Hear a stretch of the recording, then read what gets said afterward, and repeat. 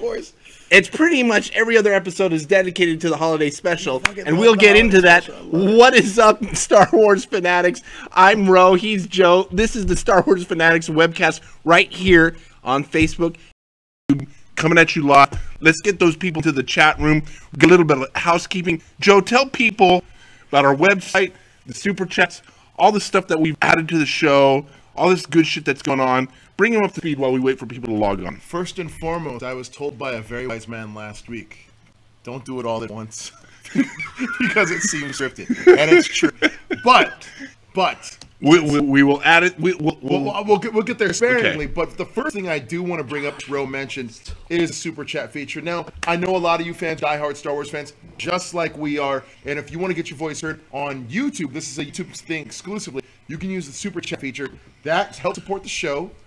And also we have cool Star Wars prizes to give out from time to time. Help support that. And keeps the lights on here, but more importantly, keeps your comment up there so we don't skim through it on anything else. The other things we'll get through in just we'll get to all that stuff. There's a lot of great stuff going on here at the Star Wars shows. A lot of upgrades coming up. We are good. Hell, we have a hell of an audience tuning in. They must have heard about our giveaways and I thought you were gonna say the holiday special. Well, you know what? It is July. What better time to talk about the Star Wars holiday special than July 1st? Well, I mean, I would say December 1st. I would. Okay. Well, I'll hold off. I'm excited about Life Day. We're halfway through the year. Yeah, no. that much closer to Life Day. That may have been the best comment I've ever heard all week. How's it going, people? Hey, are you guys excited? The big news here in LA is everyone's talking about Chewbacca joined the Lakers or something. I'm not sure. What's going on with that? Let me just tell you right now, I hate LeBron James. But it's not as much as I hate the Lakers. And I live in LA. I'm not a Lakers fan. I was born and raised in LA. I've been going to Lakers games since I was a wee tot. Haven't been in some years. You ain't missing anything. Yeah, I don't. My news feed all of a sudden turned from Star Wars to LeBron James today, and I was a little upset about that. So there's a lot to talk about today, and we're going to get into each thing bit by bit. But it is the 10-year anniversary of the Clone Wars. Clone Wars, man, huge show. Listen, people, Clone Wars for Star Wars fans was the only thing we had for a long time. Yeah, isn't that crazy thinking about that now, though? Like, it is the only thing that we had for a long time, and it kept us going for so long. But if you watch it back now, it still completely holds up. Yeah, it's such a good show. You know what? The Clone Wars, the story arcs are very complicated at times. Yeah, they are not your typical, light. I mean, even if you go back to the original trilogy, those story arcs are great story arcs, but they're not as complicated as the Clone Wars story arcs are. They're not. And they were so well executed. I feel like it's one of the most underrated animated series of all times.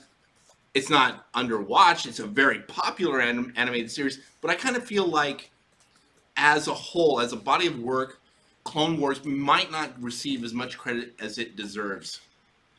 Especially to the Star Wars community, because it was all we had for a long, long time. Do I think that it... I think that looking at it now, that people have such a fondness for it. And it was a good show. I mean, regardless of anything else, it was a good show. Right. But what I do think is that Clone Wars, I don't think it's underrated by any means. I think that people love it for what it is. I do wish that all Star Wars fans that watched Solo watched Clone Wars, because you would understand the movie more. Yeah. And obviously the movie's been out for about a month now. And if I spoil something, sorry, but it's been a Spoiler alert, it's been a month. If you haven't supported Solo and the Star Wars franchise, okay, whatever, get into it. Here it is. Spoiler alert, Solo is being spoiled right now. Go ahead, Joe. Darth Maul, man. Darth Maul. So here's an interesting thing about Darth Maul. We have a big gap in the canon timeline. That is, it's actually not a gap because it's actually in the comic books. But I'm not a big comic book reader, so I don't keep up with it. But the last time we see Darth Maul in Clone Wars to the next time we see him in Rebels, there's a big gap. of what the fuck has been going on, what kind of shit has he been into, what's the backstory. It's a big gap because the last time we see him in Clone Wars, he's taken captive by Palpatine. Darth Sidious is force lightning him, and he's out. And I think the next thing that we see, as far as the canon timeline goes, would technically be, would Solo be before or after Rebels? Man, that's a great question. I think it's after. Is it after? Yeah. Okay. Has to be. It has to be after, Has right? to be, yeah. Okay, so it's after. So He's mechanical legs. yeah. Well, I mean, he's got mechanical legs in Rebels as well. But not when he's... Oh, yeah, that's a good point. Yeah. I think it's after. Okay, it's after. Producers, what's your chime in on that? Is Solo before or after Rebels timeline? Before. Oh, Before. It's before. Okay. Interesting. So, Darth Maul is a fucking gangster. Listen, He's a gangster I think... in Clone Wars. I'm going to throw you a curveball. Okay. I think we should switch gears. You know why? Okay, let's switch gears. Because every single person in this chat right now... Only gives a fuck about Kathleen. It's the Kathleen Kennedy thing. So, Okay. I think there's a lot to dive into here, though. Okay, everyone's in here now. People are going fucking bonkers in the chat room about this news story. So, there's a new rumor that came out that Disney just hired Vince McMahon to come in just to utter the words, "You're fired," to Kathleen Kennedy. I'm just kidding. Imagine if that were the case, though. It's actually Trump. But no, I mean, all right, let's talk about this controversy a little bit because... Man, people turn quick. I want to say it's definitely polarized. Okay, there's a lot to really decipher here. Number one, Kathleen Kennedy was the one that got us The Force Awakens and beyond. Mm-hmm. I don't want to say without her we wouldn't have Star Wars, but she was a moving factor into the Star Wars films we've gotten. Now, with her more recent performances as a studio runner, what do you think it warrants her being fired? Look, I think Kathleen Kennedy, love her or hate her, brought the franchise to where it is today. It has re-entered pop culture as a juggernaut. Okay. Star Wars is viable, it's relevant, and she has no small part in that role of bringing it to the status that it's at today. These comics are crazy. Yeah, it's crazy how people feel about this. It's a multi-billion-dollar franchise, and she was solely responsible for running the studio between 2013, I believe, till now. Yeah. Force Awakens came out in 14, so it went into production in 2013. I think the Lucas deal was somewhere around 2011, 2012, I would assume at this point. I don't know. My timelines might be off. But either way, she's the one in charge. She brought the franchise to where it's at today. Now, the last two films, The Last Jedi and Solo, have the fucking community fired the fuck up. Well, I mean, but polarized in different ways, though, because I think for different reasons. For different so reasons. let's say The Last Jedi critically did really well. Commercially, in terms of financial gain, it did really well. However, commercially, in terms of like response from the fans, hated it. Right. However, if you look at Han Solo did extremely well in terms of the way the fans perceived it, but it did not do well financially. Right. And there's a huge division there. When you're running a studio, only one thing matters: the bottom line. And she has been profitable. You can say what you want, okay? I'm sorry, but Star Wars fans don't really understand business. They just don't. They just understand their emotional tie to the franchise. Now, Star Wars fans off the chart in the chat room are like, fire that bitch. She should resign. She should take responsibility for what? For making billions of dollars? Her job is to make money, and she's done that very, very successfully. Well, let's clarify that real quick. Until Solo. I want to clarify that. That's a great statement you just made. Do you know how much Disney bought Star Wars for? Yes, $4 billion. You know how much Star Wars has grossed since they've acquired it? No, I do not know that number. I believe it's, at this point now, correct me if I'm wrong, Josh, at this point, or Junior, correct me if I'm wrong, at this point now, Star Wars has grossed, with everything, over $12 billion. Approximately $12 billion. That's a hell of a lot of money. Okay, that is a 300% return on your original investment. So, in terms of financial success, in 4 years, she's been doing a damn good job. She has. But fire her if she does not make a Dash Rendar movie, I would say. I think that should be the new hashtag, is what I'm going for. But no, I'm gonna let's really take a look at this, and I want to look at this as a fan perspective as well, because I think there's a lot of valid reasons to say maybe she should be on the chopping block. Maybe. Okay, what are the valid reasons for her to lose her job? Okay, I'll tell you why, and this is actually legit. So, as much as we talked about Kevin Feige and Marvel on this show about how he ran his studio and he had a lot of growing pains, the one thing Kevin Feige always had was a plan, though. And I think with Kathleen Kennedy, how do you get the biggest movie franchise in history and say, okay, you're going to write episode 1, you're going to write episode 2, and you're going to write episode 3, and all 3 of you guys just kind of like come up with your own stories for each one of those episodes. Yeah. That's the dumbest thing I've ever heard in my life, especially if you're taking a beloved franchise like Star Wars and being like, okay, you know what, JJ, you and your writer, you guys write episode 1. Okay, now we're going to hire you, Ryan Johnson. Okay, you saw what JJ did. What's your episode 2? Right. Okay, Colin Trevorrow. Now that Ryan and JJ did their thing, what's your episode 3? Oh, I don't like that. JJ, what would you do after Ryan's episode 2? To me, that is the stupidest thing I've ever heard in my life. It is stupid if that's true. I don't think that's 100% true, though. I think when Ryan Johnson brought to her his ideas and they created the script for The Last Jedi, love it or hate it, I think they knew at that point you can't put $200 million into the production of a film without going, how do we end this? Sure. They had to have that discussion. So Ryan Johnson, whatever he did with the franchise, had an idea of how they were going to wrap it up to some degree. But there's $200 million going into production. They have to have that discussion. But that's what frightens me. There's $200 million going into production, and I don't know if that's the answer. You could be right. You could be right. They completely did. But there had to. And listen, it doesn't mesh well with the fans wanted, because if Ryan Johnson had the least interference from the studio, and Kathleen Kennedy was like, this is exactly the movie that I want, and the fans were like, this is exactly the movie that I didn't want, that's a problem. It's a problem. But it's a good movie. I like the movie. It's a problem if it flopped. That's true. Yeah, you're right. You're right. It's a problem in the fans' eyes. And the fans' turns out it's one of the top 12 or top 10 highest grossing movies of all time. In the fans' eyes, in terms of storytelling, it did though.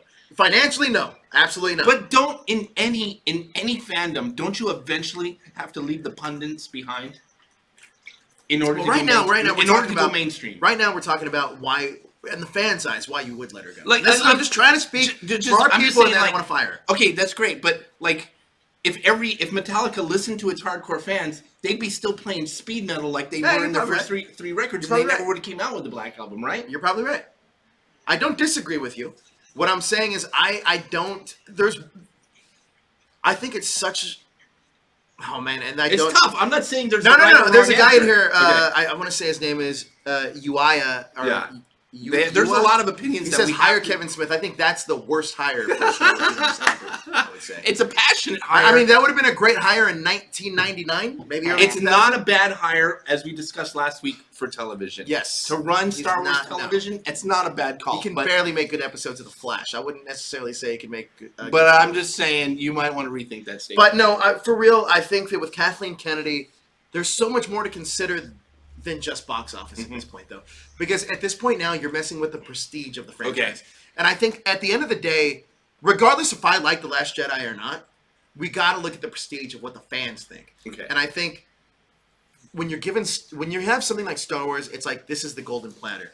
But once people start shitting on it, is it still golden platter? Star Wars ended after Return of the Jedi. Star Wars was done. You think? It was no. I'm just creating a scenario for you. 3 movies came out, and it was so powerful that it created an industry that could last for years and years and years. Is Star Wars at a point now that if somebody fucks it up, people walk away from Star Wars? That it tanks. We have it transcends the films. It transcends the films. We have Star Wars Land, and we have Star Wars Television, we have Star Wars merchandise, we have Star Wars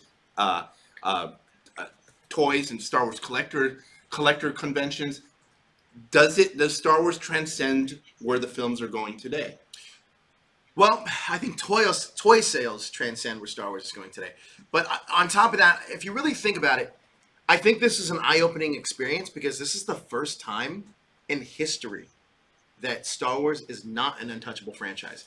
Interesting. It's not a franchise. It's not bulletproof. The prequels tested that more than anything. And you would have thought that it was, right? With the prequels. But, like, I mean, and it's unfortunate, though, because I did like Solo. But it's not untouchable. And now, I mean, Solo's the first Star Wars movie in history that did not make its money back. That's a huge, huge thing. Yeah, but it's almost done its run. Okay. Do we feel like with its home releases and international releases is it a wrap for Solo? Man, I hope not. Are they washing their hands of it? I certainly hope not, because I think there's so much more story to explore, not just with the Solo character, but with Lando. We come back to that all Even the time. Beckett. Like, I thought Beckett, if we were to go back in Beckett's backstory, which we had mentioned, spoiler alert, he does mention a certain person that's in Clone Wars that I thought would be a cool movie. Which we'll get to. We know it's the 10-year anniversary. We'll get back to Clone Wars. With that being said, Solo, let's just say that it's a financial loss. Was Solo a contribution to the Star Wars legacy? Absolutely. I think so too. Like that, I think that's unquestionable. Unquestionable, that's a contribution to the Star Wars universe. In the canon timeline. It really establishes a lot of great things. And it's not a bad movie. Like, I think that Star Wars has had so many. I'll be honest with you. If Star Wars would have just stuck with some of its guns and just held its course, maybe it would have changed things. But it's such a polarizing thing to talk about now, because at the end of the day, I think Solo's success or failures actually really hinge on not being able to sell enough toys. I think. That is very true. And you know what's interesting is, as successful, I finally got to watch a couple weeks back the Toys That Made Us, the Star Wars issue. It's a good one. And the whole Kenner story about how basically Star Wars built Kenner and how they couldn't release enough toys to keep up with the demand. Yet, even though it took them 2 years to catch up to the demand, it became an industry of its own. The Star Wars collecting, like I said, Star Wars transcends its films. It's created its own industry of conventions, collectors' conventions, paraphernalia, merchandising, television shows. It transcends just the films at this point in time. Okay, hold on real quick. So, I don't know if a lot of you guys watch Facebook shows, but we're a lot different. And I like calling people out. It's my kind of thing here. And we got a lot of people. There's a guy in There's a lot going on right now. Ben Doc Hammerhead. Hammerhand. First of all, your name is fucking stupid. Secondly, I do want to say something. This show should be fired because, listen, I like The Last Jedi. That's the truth. And a lot of people might not like me for it. I do like The Last Jedi. So for you to even prejudge without watching the show, you're an ass clown. I mean, let's be real about it. I mean, you're a moron. So I'll super chat that.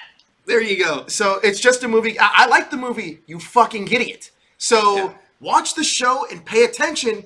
Maybe you'll learn something, you moron. So getting to the chat, the reviews are mixed on Kathleen Kennedy now. But early on, it seemed pretty heavily in favor of firing Kathleen Kennedy. And I think, as we mentioned, for one, Solo was a flop, and for two, most of these people who are saying fire Kathleen Kennedy hated Rian Johnson's contribution. Getting to Rian Johnson's contribution, he's still in play. Listen, there's a big story this week about where he is in the Star Wars universe. I like Rian Johnson. I like Rian Johnson for his vision. Regardless of what people thought about The Last Jedi. Which I rewatched twice. They added it on Netflix now. They added it to Netflix this week, which is weird because it didn't show up in my new on Netflix. Me neither. Nobody. It was kind of like slowly kind of trickled in. And then when I saw it, it disappeared the second day. I had to do a search for it to watch. I've watched it twice in the last 48 hours. I thought, listen, I'm watching it back now, it's pretty good. It's really fucking good. Yeah. Now, let's pretend that there is no flying Princess Leia. Okay, let's pretend that scene doesn't happen. What is the other big hang-up? That was the first big hang-up. John Lugo does. I want to interrupt. He says, "How's it going, Joe? You're awesome. How's it going, Ro? Gonna hate on the 501st." He does. We were talking about this literally like right before we went on the air. You know what? I have some friends who are really close party friends. Tattoo Trooper, shout out. What's up if you're out there? I love some members of the 501st. I've done a podcast. We did a podcast with Scott Allen, former Garrison head of the Southern California 501st. I have a few issues with some of the people that I tend to run into at many Star Wars events. And that issue is, when I first meet them, if your first thing that you're going to say is, well, I'm a member of the 501st, I'm going to say, well, I'm done with this conversation. That's all I'm saying. If that's your opening line, I'm done. I mean, it's not a perfect movie because there are problems. Yeah. And those problems don't only really glare if you're looking at them. But, like, for real, like, listen, there's gravity. How the fuck did those bombs in space land in that? Look, I get it. Any sci-fi film, you have is gonna have some. You've got You've got to let a few things go. A big one also, like there are no explosions in space. My biggest one though probably has to be my biggest one probably has to be though that there's no ramifications for Poe, even though he couldn't follow orders. Technically, everything's his fault. Technically, everything is his fault, but they were just like 40 people in a room, so it's like you can make up the rules as you join that Saber Guild. Empire Temple says Ruben. Join that the Saber Guild. All right. Like hey, let's get to the comments. We've been drinking, enjoying ourselves on the show. You guys have kept up your end. Thanks, the bargain. We asked that you guys chip in and contribute, and oh my God, have you guys contributed tonight? So let's get to some of the comments, Joe. What do you think? You guys are on motherfucking fire. All right, Christian Garcia. We have a lot, 120 comments. Christian Garcia, Solo was tragic. He didn't need a Solo clone. Whoa, that went fast. There's a reason Harrison wanted to leave the role. He felt the story was done. Okay, why try to explain his motivations without the man that helped create him? Big mistakes, and the fans let them know. Okay, this part is true, and this comment I do agree with. As fans, the Solo origin story wasn't the story that I would have chose first.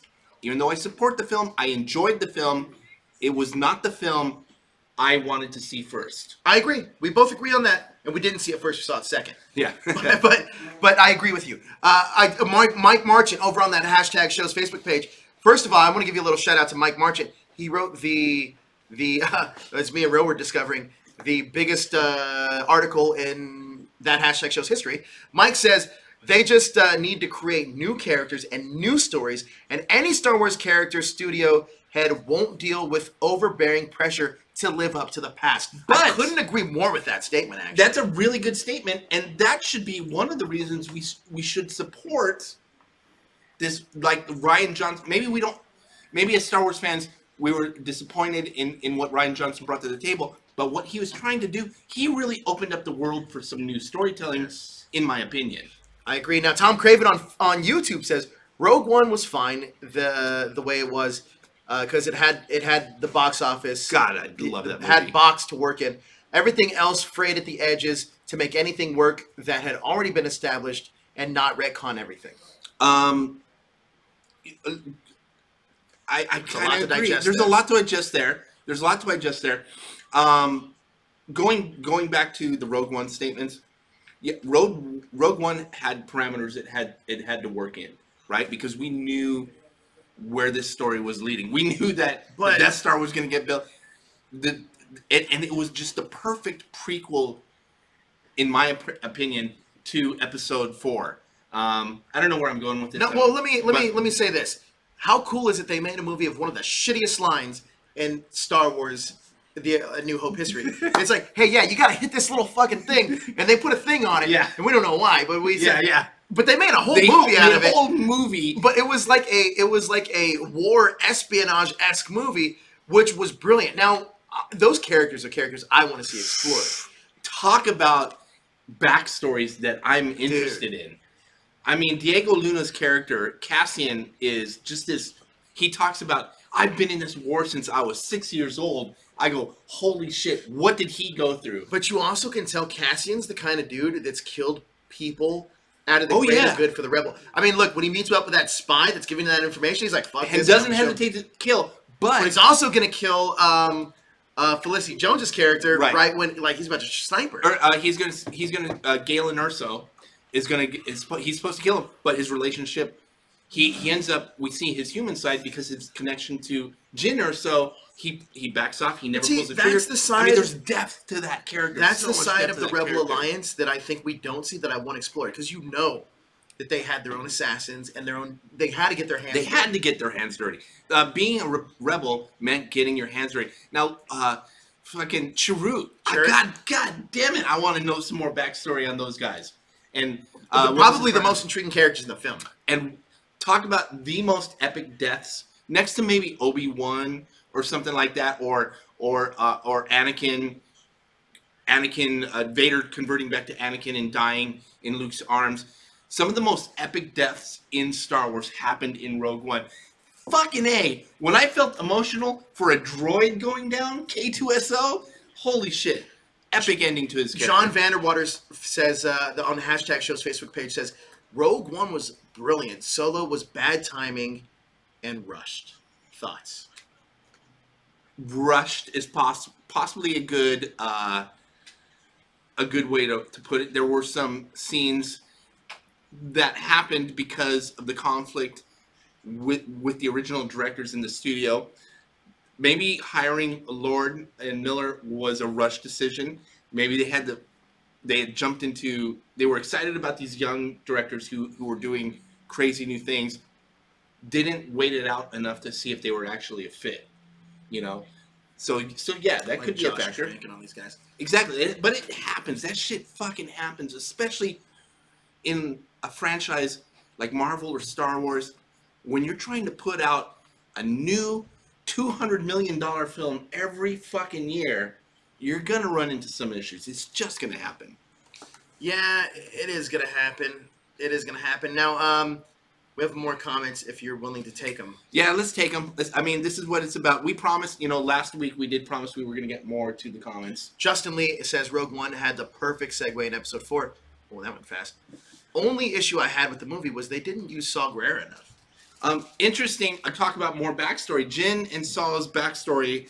Jyn and Saw's backstory, I think, is one of the more interesting backstories that we don't really know too much about. He rescues this child. At some point, he goes crazy. We know a little bit about Saw as a teenager from Clone Wars, 10-year anniversary. But we don't know a whole lot about this time, this 20 years of him raising, or 10 years of him raising Jyn Erso before he abandons her, and everything that goes on. I'm really interested in the dynamic. Hey, let's real quick. I noticed that some of the comments showing up were from Ben Wolf. Ben Wolf's one of our great writers at hashtagshow.com. For all of your Star Wars needs, let me just tell you what Ben wrote. The most recent article from Mr. Wolf.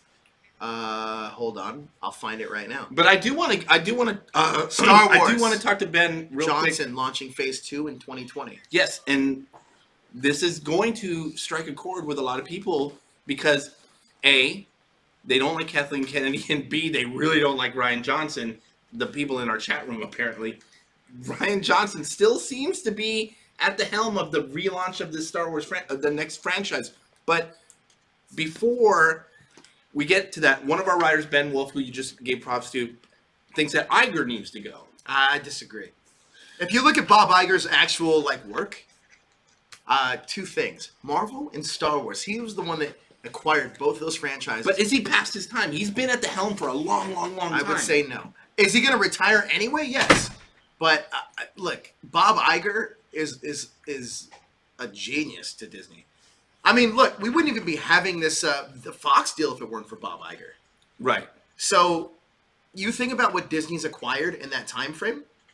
They're the biggest studio in the world. Disney, as love them or hate them, Disney has figured out the geek fandom.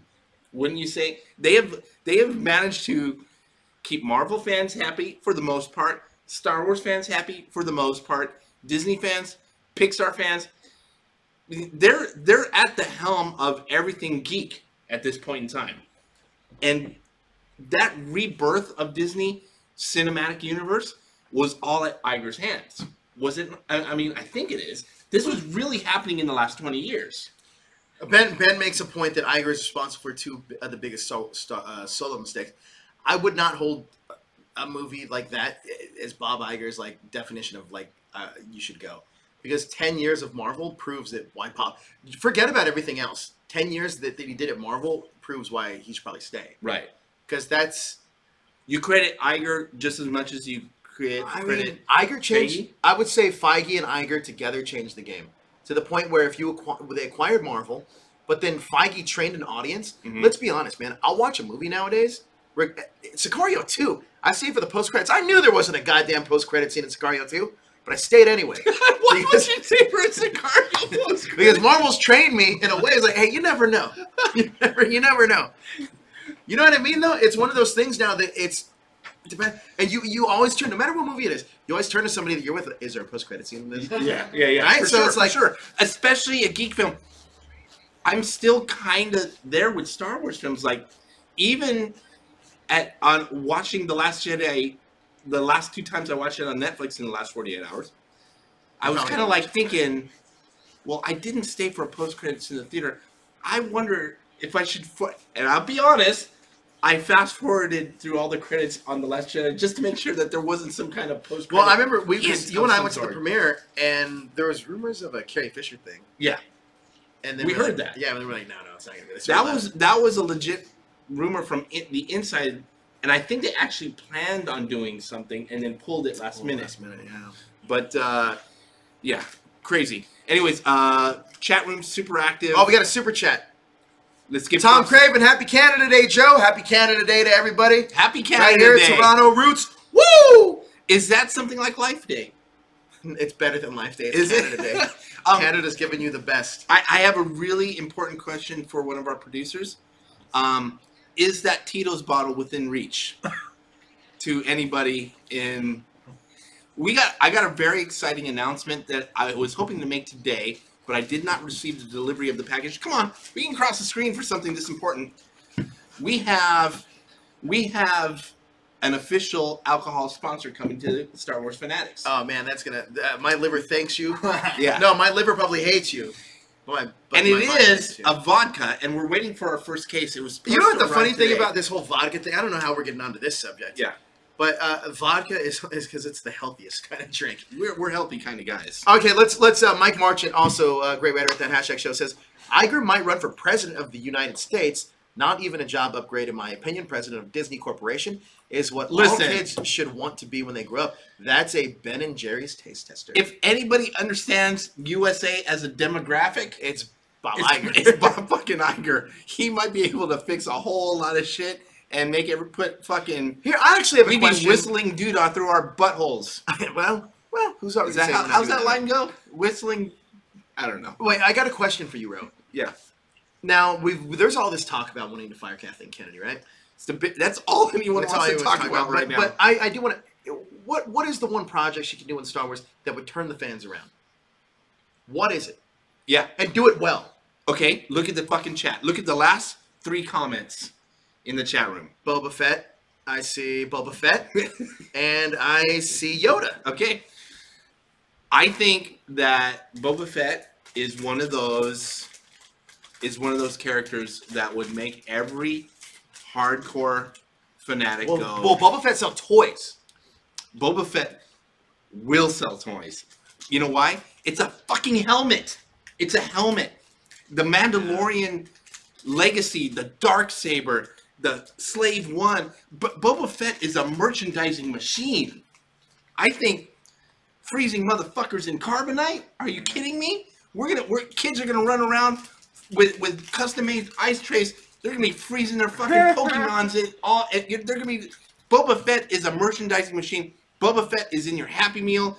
Boba Fett is a porn parody. Boba Fett is. Look at my fucking T-shirt. Look at my T-shirt, man. Bring Boba Fett on. I think Boba Fett the mantle. It brings in the bounty hunter culture. That was the move we were expecting. That was the move that we were cheering for. Bring on Boba Fett. Bring on Dash Rendar. Okay, well. Now, for real, though, I would say this. I would say Boba Fett's a good option, but... It's not my first option. After all that praise, it's still not my first option. I would really like to see, no joke here, I would really like to see some standalone films that are either in an animated or anime style. Well, we're going to get that. Like Shadows of the Empire. No, that's not even a joke. I know it's not a joke. I really would love to see a Shadows of the Empire movie. So let's go back to the comments, and Yoda is a big part of the comments when we talk about reboots. An IG-88 movie, like a Terminator Star Wars movie. IG-88, maybe not my favorite character. No, I don't get excited about Who's the Boss? No, you don't like Who's the Boss? I do, in the same way that I like a B. Arthur Black series. If right now, San Diego Comic-Con, Star Wars Black series, holiday special box set, I'm fucking buying it. Okay, I'm with you too. I'm not saying that I wouldn't buy that, but Mark Masner in the chat, Stormtrooper movie. Now, there are some very interesting characters behind the masks as Stormtroopers, and right? in the 501st. And in the 501st. Let's say you're doing a clone movie with Rex and Fives and Wolf. Does that get you excited? Yes, 100%. I would love to see a Clone Wars movie, actually. I mean, I would love to see a Stormtrooper movie. Yeah. Because I think that's, but I actually would like to see a Stormtrooper movie about dudes that joined up for something that they don't necessarily know what side they're on. Where they're like Finn. Kind of like Finn. Right. Here's something else we've never seen. The point of view of the Empire. And I think that could be an interesting point of view in Star Wars. Like, why rule this? Well, because there's so much corrupt, there's this, and this. Right. This is the greater reason why. Mm-hmm. Not saying they're right, but saying that, like, well, maybe there's at least a point to it, right? I think that would be an interesting story. Going back to what I was saying about Boba Fett and one of my and Darth Maul, I constantly preach Darth Maul as a character in Boba Fett. Dylan Carter in the chat room said, "Give me a Death Watch movie." Dylan, what do you think about a Death Watch Darth Maul movie during that time when what was the Duchess Sabine? Was it that was killed? Obi-Wan's. I don't know. No, actually, no one in the audience is paying attention right now. They're all on their phones. So I was gonna revert to the audience right now, but fuck all you guys. I'm drinking my vodka. What was I saying? What about?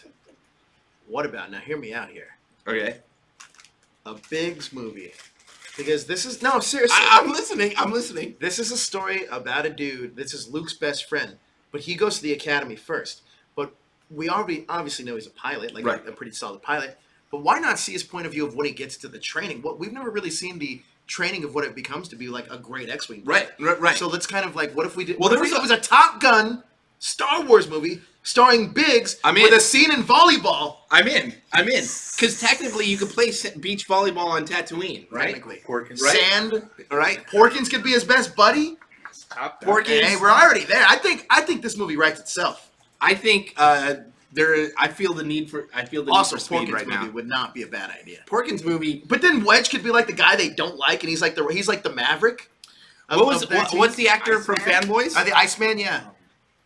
Fanboys actor. Oh, I know. You're talking about Jared Fogle or whatever?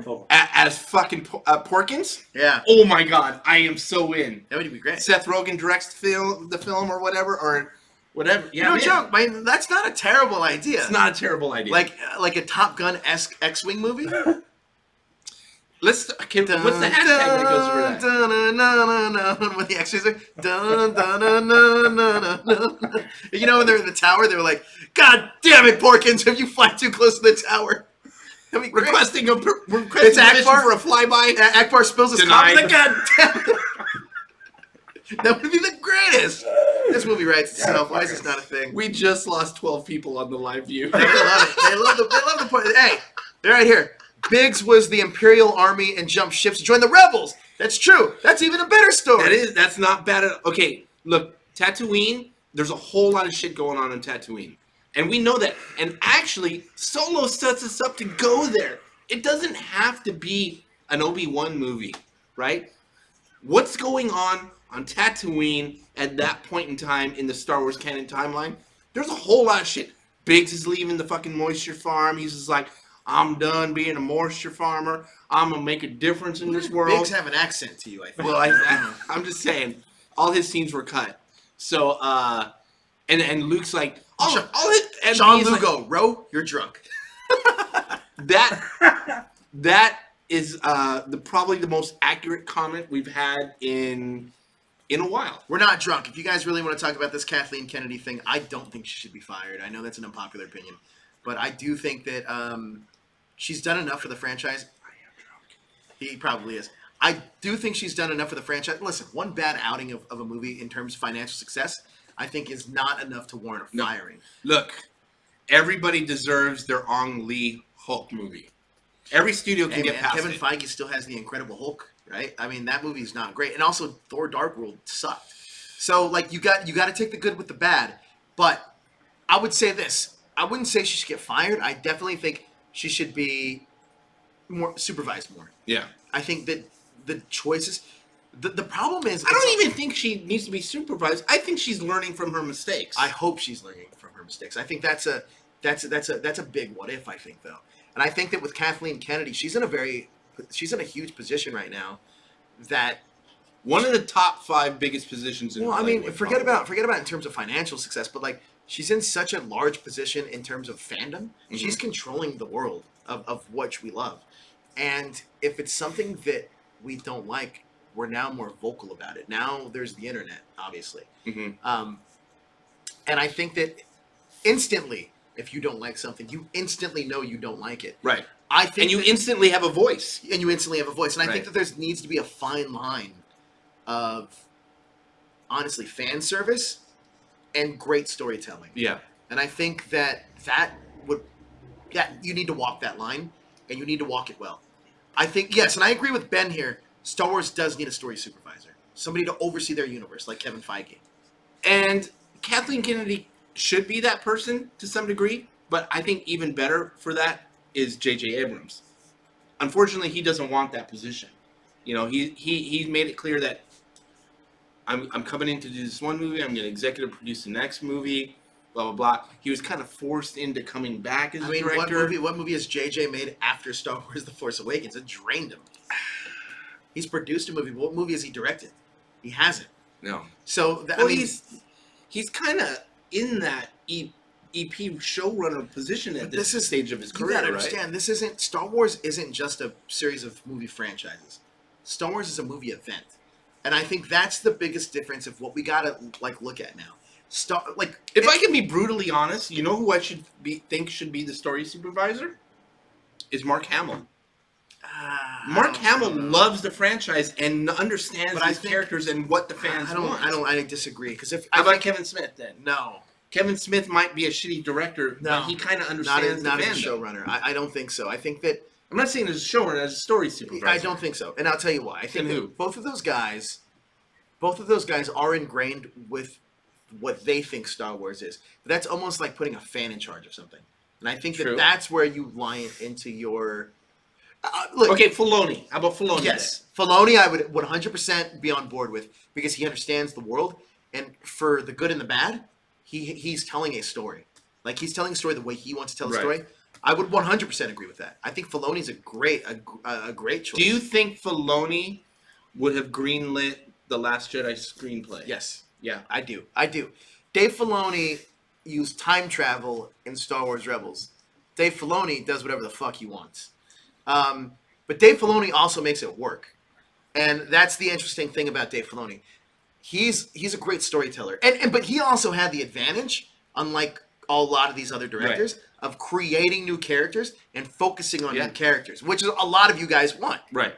Look, there are some great new characters that have been introduced into the Star Wars canon timeline. For instance, Thrawn. That was purely in response to the fandom. Yes. Purely in response to the fandom. Thrawn came back. I believe the shout out that Ron Howard gave to Darth Maul at the end of Solo was purely a fan-driven response. Yeah. Right? I think he was listening to the fandom. Like, who would the fans really like to see in this? Because very easily that could have just been Sidious. Darth Sidious sitting in that chair. I agree. I mean, I think Dave Filoni gets a best grasp of the actual world of Star Wars. Right. Because and if you really think about it, Dave Filoni, there's no director that's ever worked on Star Wars as long as Dave Filoni's worked on the stuff that he's worked on. Right. So, I think Dave Filoni gets it.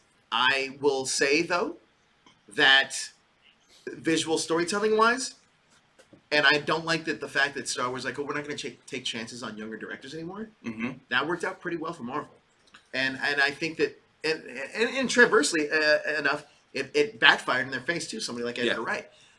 Got to take those chances. No, if you take risks, that's going to happen. You're not gonna roll a fucking 7 every time, right? So I think those were good calls. Now everybody in the chat room seems to be agreeing with the Dave comment. Like we the do last got Timothy Zahn in here. Bam, bam, bam, bam. Dave Filoni should be the story editor. Dave Filoni! Exclamation point. Dave is the mini George.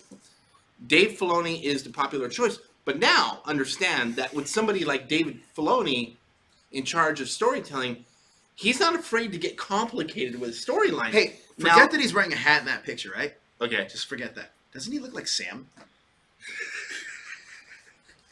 He does look like Sam. I noticed that at the Saturn Awards. He didn't have a hat on. He looked like Sam. What does it look like without a hat on? He's just a regular guy. All right. Looks like Sam. What do you look like without a hat on? Like Dave Filoni. Like Dave Filoni? Okay. Like Sam. Good times. Hey, people, we want to know what you're thinking out there. There's a lot of you watching in today. It was a popular show. Probably the most comments we've seen at this point in the first half of the show. You guys are on fire. That we've seen in a long time. What do you guys think? Here's the question I want to ask of the fandom out there. What is your favorite, since I see that there's a lot of Dave Filoni fans, that tells me there's a lot of Clone Wars and Rebels fans in the chat right now.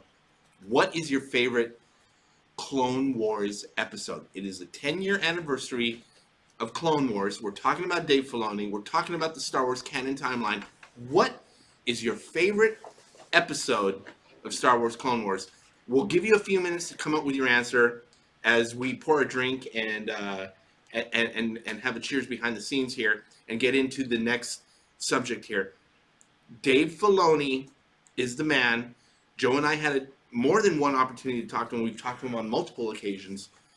He's honestly, inside the Star Wars working staff, the universe inside behind the scenes at Lucasfilm, probably the biggest Star Wars fan working on Star Wars at a high level. Yeah, I would say. And my conversations with him, fortunately, I've been able to have 2 pretty in-depth conversations with this guy. He loves Star Wars. I'm talking in circles right now. Dave Evans, you are absolutely right. We are going to get together at Celebration and have a drink together. He also did mention that he was wanting to make a movie about Cad Bane. And he has, and it's going to be a Western. Now, I want to know, actually, you know what I want to know from the Star Wars fandom? Because we talked about this before we went on air. What other sci-fi do Star Wars fans enjoy? I think that Firefly tends to appeal to Star Wars fans. I know it. To me, watching Firefly, I didn't like it when I first started. I know you used to talk mad shit about Firefly. Like it because it starts off. You didn't even watch it. I did. I watched like the first episode 4 times. It was hard for me to get through. Okay, they took it out of order, so when you watch the first episode, you're actually watching the second episode. Hey, someone's at the door. The second episode sucks. Zach, our executive producer is locked out of the building. That's pretty funny. Where are we at? Where are we at, people? Woo! We're talking some Star Wars. People want to talk episode 9. We're going to talk Clone Wars right now. You know, I'm going to tell you why we're going to talk Clone Wars. 10th anniversary. You know what that means? It means it's been 10 years. 10 freaking years. How old were you when the 10th anniversary? How old were you when you first started watching Star Wars? Okay. Clone Wars? When I first started watching Clone Wars, it had been on the air for 3 years already. Oh, I'd watched it after it was done, actually. So I watched, no, 4 years, because the 5th year was the Netflix year. I watched Star Wars, Clone Wars, 4 years into it before they were getting ready to release the Netflix years, which actually, this might be an unpopular opinion, Season 5 is the best season of Clone Wars. That is my opinion. Season 5, huh? Yeah, and here's my my take on Star Wars Clone Wars. And I know some of your favorite episodes are in the first season. I felt the first season of Clone Wars was clunky. It was, but I do like my favorite episode is in the first season. Yeah. Rookies. Let's talk about that episode. Rookies is brilliant, man. It is a really good episode. So the clones aren't just mindless idiots. Like there's a purpose. They have personalities. Yes, they are clones. There's flaws. They have flaws. This is what I liked about it, though. Right. And I thought it. I love Rookies. Yeah. And it made you understand each freaking clone was, and they had their own distinct personality. Here's my one frustration when I watched like an episode like Rookies in the first season. They didn't figure it out yet that we needed more visual differences between the clones. It's like, you know what, guys? They're clones. We get that. Can we at least give them different haircuts so we can tell them apart? I think in the beginning I was okay with that, mainly because, like, they evolve, right? They do evolve into their own personalities. They really do evolve. I love Rookies. I think that episode's so good. And also, I think this also set the tone for me of knowing that whenever I was going to see a clone episode, it was going to be an episode I was instantly into. Right. What did you think about the Lost missions that came out just a couple of years ago? Those were great. Because that was when Rex's original squad. Yeah. Right. It was Rex, Wolf, Fives. Who am I missing? Rex, Wolf, Fives. Anyways, they figured out they had a glitch. Fives had the glitch. Yeah. And it triggered the Order 66. There you go. It triggered Order 66. And we, spoiler alert, Fives dies in that series. I thought that was fucking compelling. They all, and it explains why we see them, Rex and Wolf later in Rebels. They removed the chip, the Order 66 chip from their brain. Fucking love that arc. Just beautiful storytelling and powerful storytelling that these organic creatures, even though they were created in a lab, evolve once they become a living, breathing thing. They were really about their own experiences and becoming their own people. And I just thought that there's a subtle beauty to that kind of storytelling. No, not only that, but also and character development. I agree with you 100%. I think that like with Clone Wars, it did so well is that it gives you an insight onto we look at Stormtroopers now, right? And we looked at Clone Troopers at that time with the prequels, and it was like, oh, they're just those soldiers. Yeah. But it gave the soldiers heart and personalities, and it made you care. So, but when you see Rex reappear, spoiler alert if you haven't seen it, in Rebels, it makes you care even more. Yeah. And it's like, oh, well, that's what happened to Rex. You know what I mean? And then that ties into the Return of the Jedi, and it's amazing. I love it. Yeah. And then like the whole Order 66 thing, when you go back, and you know what, people back off a little bit, you go back and watch Episode 3, most of you aren't, but you start feeling bad because all these guys who are executing, who are out there performing orders, and they're stormtroopers. They're bad, technically not quite at this point in time bad guys, but they're doing bad things. You're like, fuck, they're each individuals, because in the first 3 Star Wars releases, we don't have any association with people underneath the mask in the Stormtrooper helmets. There's like one scene in the Rescue of Princess Leia when there's a Stormtrooper. I think it's the only time we actually hear a Stormtrooper have a conversation. He's like, hey, have you seen the new X-6? He's like, they're sitting on board, and boom, he gets blasted, he gets killed, and he falls down a Death Star chamber or whatever.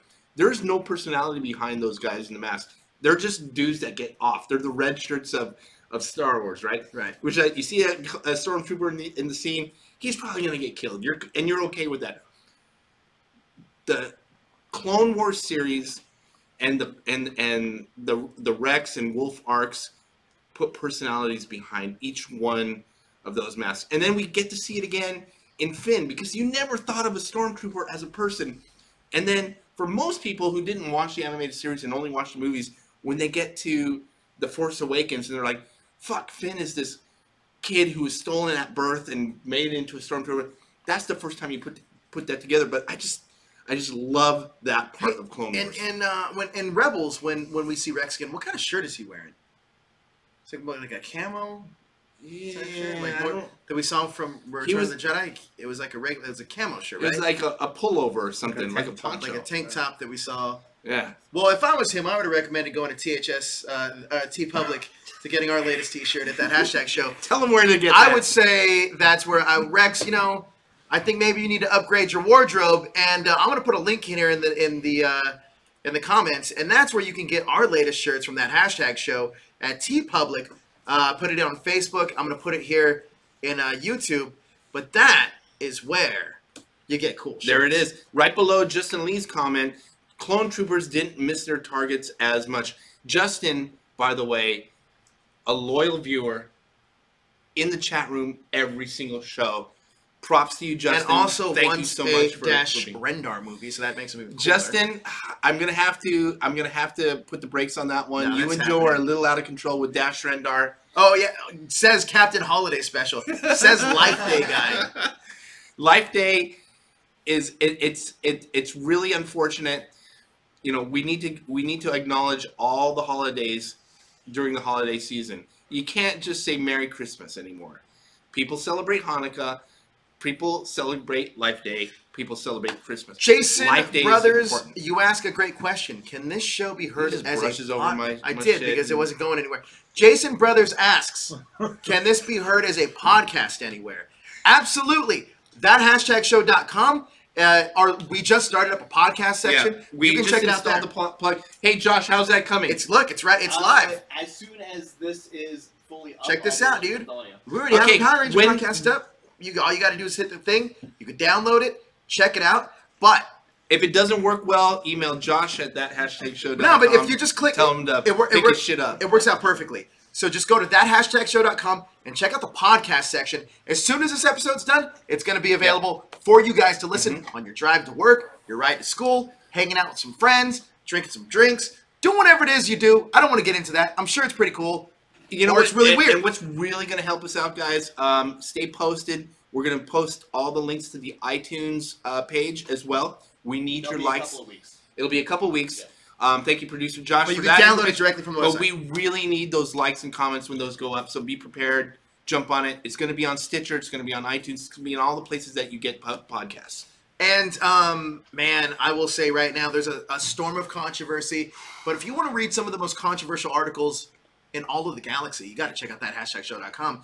Ben Wolf is writing some great stuff. Who else are some of these writers in here? What happened to all the viewers? We start talking about the holiday special and everybody tunes out. What the fuck is wrong with you people? Well, it's because J.J. Goodman actually just wrote an article right now. It's called It's Tough to Be a Star Wars Orphan. Okay. Got to check that article out.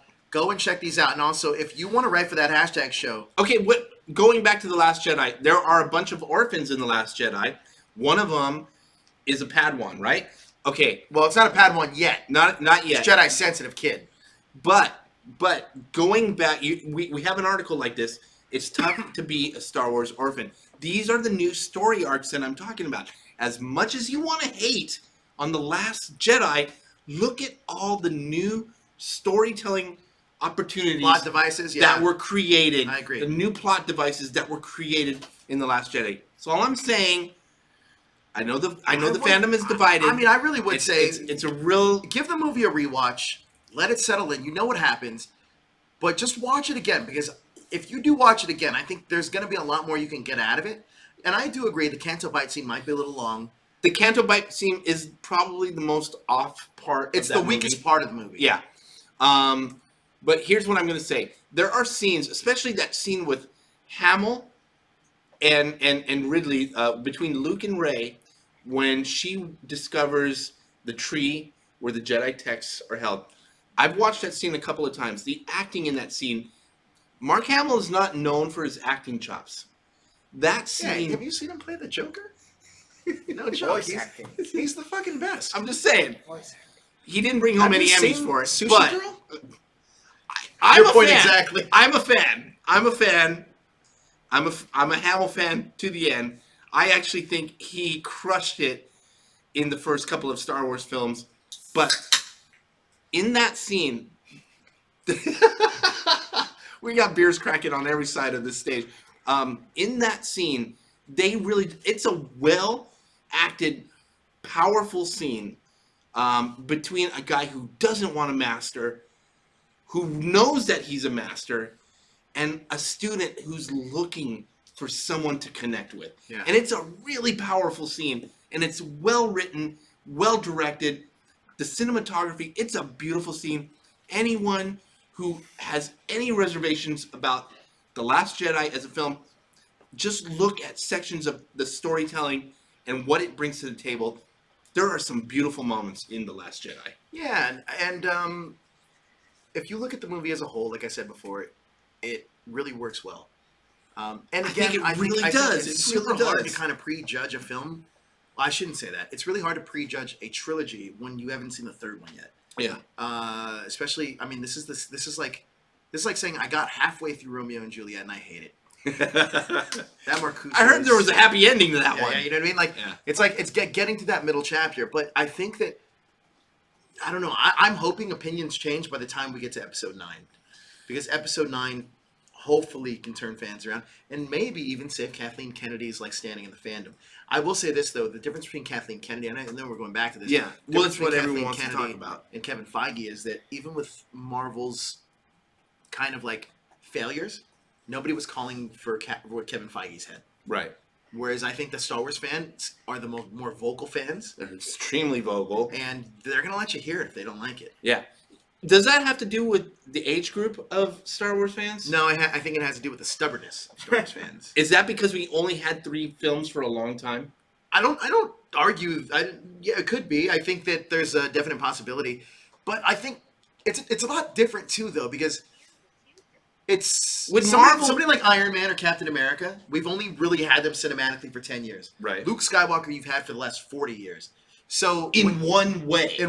Right. So once you kind of get that character, and it's not what you expected it to be, that's not the end you envision for him. Mm-hmm. There's a lot more that goes into that. Yeah. That's like saying, "Oh, Mickey Mouse now smokes cigarettes." You know what I mean? Like, it's one of those things that it's just like a whoa.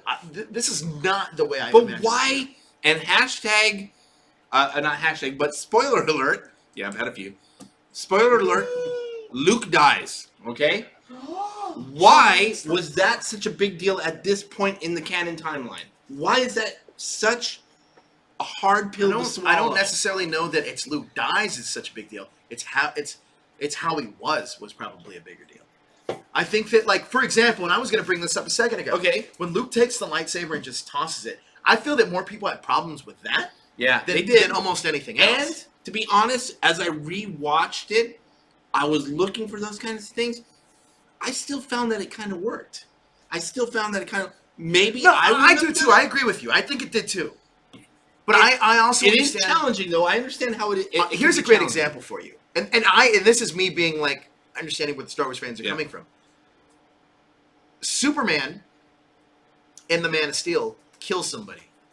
Superman does not kill. At least the Superman I always knew does not kill. Just like Batman does not use guns. Right. That's why I had such a problem with this DC Universe thing. But once I have to realize that, okay, they're telling a story. It's not my story to tell. It's their story to tell. If I like it or don't like it, that's on me. But let me see how their story plays out. And maybe this is just a different version of the way I wanted things to go. You know what I mean? Right. So I get where those fans are coming from. And I understand it. But I understand where they're hurt because if they feel betrayed a little bit. Right. Because Superman was my guy, and when he killed somebody, it's like, whoa, what the hell is this? DC fans have more to deal with than any fan. I mean, listen, Star Wars fans, you think it's bad? Just wait till if you're a DC fan, you got it way worse. You got it pretty bad. I just tried watching the last season of The Flash, and I just gotta say, the DC cinematic universe, I'm not 100% behind. I gotta say, out of all of them, that's the one I had the most problems with. Is there anything that you think that could happen in episode 9 that could be like, okay, this is gonna turn fans? Gonna turn them away? No, turn them back onto the franchise. Yeah. When we see New Jedi, okay.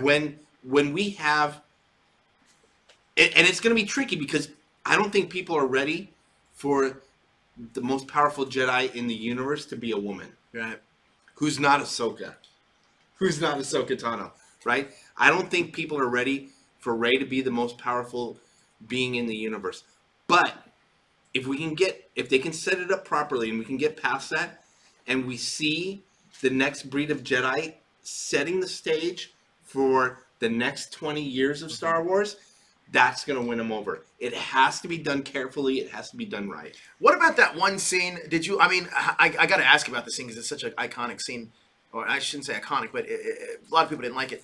The Carrie Poppins, her floating into space. What did you feel about that? Well, it's interesting because the scene right before it might have been one of the best scenes. Yeah, it was intense. Okay.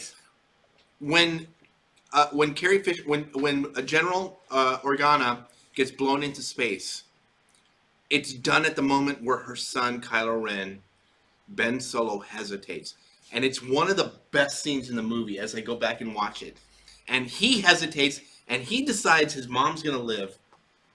But the bigger story is his soldiers follow through with their order. They pull the trigger, and he bites his tongue. He's like, they did their job, did what they're supposed to, and blow her into space. Now, we have a Jedi floating in space. Well, not a Jedi, a Force-trained, Force-sensitive individual floating in space, starting to freeze over. We accept that there's explosions in space when we watch. You accept Star there's Wars. explosions. We accept that there's fire and explosions in space in this atmosphere of sub-zero temperatures and zero oxygen for flames to burn. But we let that shit go because it's sci-fi. Yeah, I agree. We accept that the Force exists. Yeah. But for some reason, we don't accept the fact that this powerful being in the universe who's already floating can't use a little bit of that force to propel herself 100 yards. Yeah. I'm okay with it. I like it. I'm okay with it. Look, she's not flying. She's already floating in zero gravity. I will be honest with you, though. When I first saw the scene... Right? When I first saw the scene, my first It initial looks a thought... little hokey. Well, no, my first initial thought was like, what the fuck are they doing, right? Like, it's one of those things where it's like, this is not how I expected this to be. Because realistically, I thought this is the way General Leia dies. Right. And I'd have been okay with it. Right. Because I was like, what Kylo Ren's attack did had consequences, and those consequences were taking out somebody that's an iconic figure in Star Wars. And he would have to live with the remorse of essentially killing his mother. Right? Yeah. For me, you killed your mother, you killed your father, now you're gonna meet your fucking crazy uncle, and he's gonna beat the shit out of you. Right. And I thought, to me, I was ready for that. Right, right. So I'd have been okay with it. Yeah. It's hard for me to say that I still even like that scene because it's not what I wanted it to be. And this goes back to the fact of all these people that didn't like The Last Jedi about Luke Skywalker. I'm saying the same thing about Princess Leia. You know what I mean? So I'd been okay with that being such a sudden thing, and I get it. But I will say this. One thing I was heartbroken about, Admiral Akbar. Rest in peace. Pour one out. Pour one out for your fish-looking guy. For sure. For sure. Admiral Akbar barely got a nod, too, for going. It's a trap. It's a wrap. It was a wrap. It was a wrap. It's a wrap. But here's the thing. Going back and watching it now twice in the last 48 hours. Maybe Johnny Lugo out in our chat is the only person who agrees with me. As an homage to Carrie Fisher, that was a beautiful scene. But looking back now, wrong decision. Because it's unfortunate Carrie Fisher passed away. Had they done what I had just said to do, you would not have to be dealing with this situation of changing There's a lot of fallout. But, I mean, obviously that's an unexpected thing when you're shooting, obviously. But either way, it could have went. Right now, we're talking rumor and innuendo. What could have, what couldn't have, and I think it's kind of unfair to judge it. I will say that I'm on board with what Star Wars is doing because I think the films.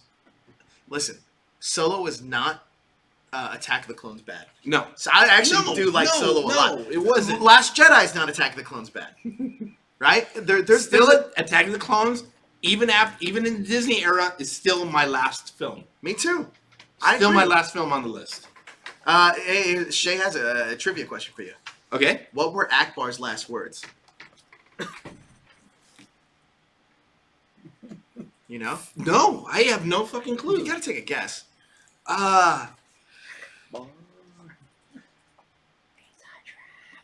It wasn't It's a Trap.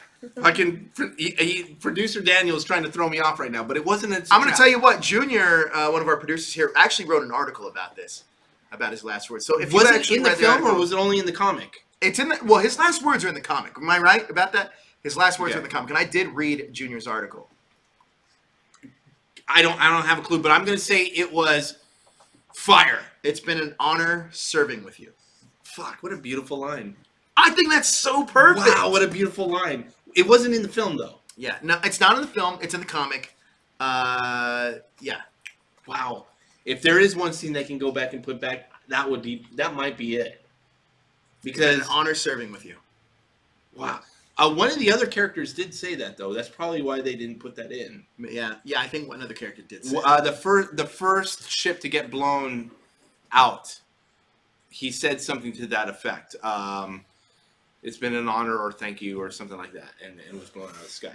But going back to the comments before we tune out, we've been on the air. I can't believe how fast this hour goes every fucking week. Ladies and gentlemen, we're going to get to your comments real soon, but I just want to let you know real quick, we're not going to be here next week. No. I apologize. I am not going to be here next week. Joe will. So pretty much what you're going to get Joe is a dramatic reading of a Dash Rendar comic. It's just, I might call in. I'm going to take Collins next week. Okay. Ben Wolf and all these other writers we You have. know what, Ben?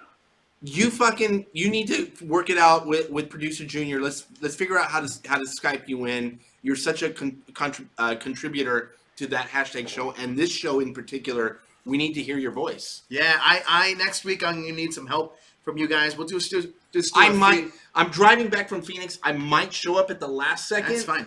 We'll But do I would love to call in. Free-flowing Star Wars show where it's going to be a little less format and a little bit So let's more get me. to the comments. What are the Star Wars questions that we have not addressed in the last couple of weeks? There were a lot of questions last week. I can't remember exactly which ones we set aside. We were like, I remember there were so many questions last week that we were like, we're going to have to get to this next week. Hey, yo, no joke. Greg Evans, Joe, the Dash show next week. They want that Dash Rendar show. God damn it. You know what, Greg, I am going to see you in Chicago at Star Wars Celebration. I'm going to find you.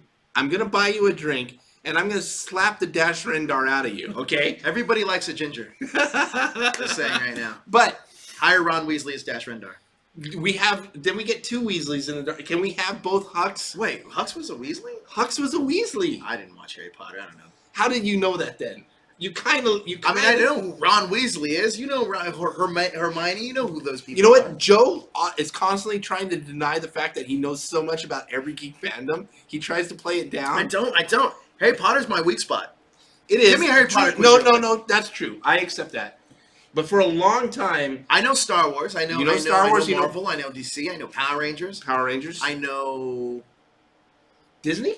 I do know Disney. You didn't. You hated like me. Hey, I'm going to tell you why I want Kathleen Kennedy to stay. Disney has paid and bought my soul. I hated Disney. You sold out, motherfucker. I did. Hey, you sold out. I didn't sell out. I bought in. Okay. That's what I did. All right. I love Disney. No, Pixar. No, but I'll watch any goddamn. You can make a Pinocchio movie about those two little dorky friends, and I love Pixar. I love Toy Story. To me, was one of the most revolutionary movies of all time. Where I sat in the I've theater. never seen Toy Story though. I saw How Toy ironic Story is that? in the theater and said, "What the fuck am I watching?" Came back the next day and paid for a second ticket Imagine to watch if it they did again. a Pixar Disney or a Star Wars movie. I think I might have come a little. I might have come a little. A right Pixar now. Star All Wars right. movie, like legit, like that would be pretty badass. So who would it be? Who would be the best? I'm not gonna say Dash Rendar. I will say though, like honestly, if you're going for kids, then this is no joke. Is it an Ewok movie? I mean, it's not a terrible idea, like right? An Ewok movie's not a terrible idea. Pixar Ewok movie, right? Yeah, it's not a terrible idea. About how they worship like little like metal dudes. And I'm not they disagreeing. eat humans. If anybody remade, Oh, Dash Rendar's on our screen. I just saw it for a second. But I'm gonna say if anybody remakes the holiday special, it's Pixar. Pixar, right? I mean, they do a damn good job. They already do musicals, so you got that Frozen cast. We don't No, have. that's Disney. Is Jefferson Starship still around? Do they have a scene still? Jefferson Starship's No? a pretty big band now. All right. Okay. No, I think there's a lot of The story Blue to Man tell. Group, they can do I- a scene in, You know in what? the holiday And special. here's another thing too. I think that going back to this Kathleen Kennedy thing for a second, I think that people overlook the fact that she's bringing us so much Star Wars content because that YouTube, The Force of Destiny, Mhm. you wouldn't have got that without her. You got Rebels with her, and we have Star Wars stuff all the time. Right. Remember when we were fans watching? I mean, I was a little kid after Return of the Jedi. Yeah. But I remember like my dad telling me, was like, well, this movie came out in 1984, 5. He's like, Two? was it 82? I was just being born then. Oh. So I watched it on Three. VHS. I wasn't a teenager. Okay. And my dad telling me, well, they're not planning on making any more of these, right? And then I think I turned like I don't know, like 18 maybe, and it's like, okay, now they're gonna do the prequels. It's like, wow, that's an 18-year span of like there was nothing. Remember those days, you old Star Wars fans, when there was nothing. Nothing. Now you got all this shit at your Novels. fingertips, and you want to fucking complain. You kidding me? You fucking kidding me? Settle the fuck down, Star Wars fandom. Let's write some fan fiction too. Holiday I need Special some good Part fan 2. fiction. Life Day 2. Life Day 2. No, we need to. What's wrong with the first one? It was That should actually be the title. What's wrong with the first one? Oh my goodness. All right, people. We want to thank you all for your contributions tonight. Liking, subscribing, keeping this page relevant. Ewok Trilogy, people are already talking Regardless about of the garbage that we say, we get more popular every week. You guys are fucking amazing. So what we want to do for you, come back next week. We are going to set up a line for you guys to call in and be a part of the show. We're going to go even one better. Okay. So what I want to do next week is take your video comments in. Okay. So what you can do is send video to fanquestions@thathashtagshow.com. Again, that's fanquestions@thathashtagshow.com. I'm talking to you, Greg Evans. All of you guys put Star Wars Trilogy in your line. Leave a video question. Just record it on your phone. But if you can, do it landscape style. And we'll put it right here on the show. And it'll be like we're doing the show together. Justin Lee, Greg and me. Evans, Dylan Carter, all these guys. You guys are beautiful, man. You guys contribute to the show every week. You keep us on our toes. We want to make you a part of it. If you have the capacity to upload a few megs of video content, do what Joe's telling you to do right now. We'll get you on the road. We'll get you on there. Show.com. JJ Goodman, Ben Wolf. I got to give these guys shout outs. Who are some Joe, others can you do me a favor? Can you put in the comments for everybody? Cliff Foster. For everybody in the comments, can you put a link to the T-shirts, the mashups that we got coming up, our Teespring link as well? Yeah, it's coming in right now. Coming in hot and heavy. Coming in. Joe's coming in hot, ladies and gentlemen. And next, I'm hoping next week or the week after, we will have our first case of Bantha vodka. Milk. Oh, vodka. Bantha Milk is. We'll figure out. You know what? We'll come up with our own mixed drink for the show. That sounds like a terrible idea. I'm just gonna say Yeah, right now. it does. It's leading to nowhere fast, or is leading to bad places fast, is what I should say. Either way. We will announce our new sponsor next week or the week after. We have a case of premium vodka coming in just for the show. I know you guys are saying, you guys don't drink enough on the show. Don't worry. We got that shit covered. And if we drink even more, I think that we will do a pre-record of us doing the Wookiee version of just the holiday special of us voicing it over on what we think they're saying. Now, correct me if I'm wrong, but we had a very high-rated show when we ran the holiday special. I mean, Daryl's a voice actor. He could probably be on that episode too. But I think that that's what I'm looking at here. Is that I think if we just ad-libbed what we think they're saying, live commentary. not commentary. We're gonna voice the characters on what we think they're saying. Okay, and let it match. That's up. fair because to be fair, there's no dialogue. There's no dialogue. How do you think that script looked when they got it? Like 15 minutes of Wookiee with no dialogue or subtitles. 15 minutes of the holiday special opens in the Wookiee language with no subtitles. Or we'll even go you one better. Why don't you guys send us dialogue with your friend? The best video wins. We'll put it on that #show.com. And we know what? How about this? We'll make a vote where if you send these in, we'll make a vote where you guys get to vote on which one's the best. All right. And the poll of the day seems to be Kathleen Kennedy. Does she stay? Does she go? Let us know in the comments below. That's a big question. You want to take us out? Tell people where to find us. Guys, you can find us at that #show.com where we're putting out the latest Star Wars news, theories, and articles. It's all there for you. Also on our YouTube channel, that #show. You can't miss us there. And you can follow us all over social media. Right here at Star Wars Trilogy. Also at that #show on Facebook. And if you're into any other geek fandoms, we have THS Power Rangers, THS Comic Books, Achievement Unlocked. There's so many ways and different ways to follow us that there's a plethora of different things you can do. But guys, I want to thank you guys so much for joining us. Thank you, thank Ro, you, thank you. I know it's blurred out here, but where can people find you on social media? The reason my name is blurred out is because it changes from week to week. But you know what? I think I'm going to change my online handle to that #Ro. I'm that #Joe. That #Ro makes sense. But for now, you can find me at Battlestar Galactica. So Well, he needs the support because nobody else finds him there. But guys, that's going to do it for us. I'm that #Joe. You can find me all over social media. Tweet at us. Again, check it out. We have Star Wars articles releasing every single day, but not just one.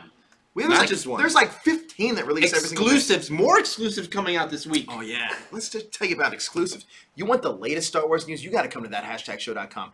But that's enough for the plugging. And realistically, we're not like every other news outlet. We're trying to build a community here, a community for you guys. So thank you guys so much for joining us. But please hit that like, share, and subscribe button to stay up to date with everything trending in geek pop culture. Oh, my God. Ro knew the tagline. May the force be with Thought you he had guys. too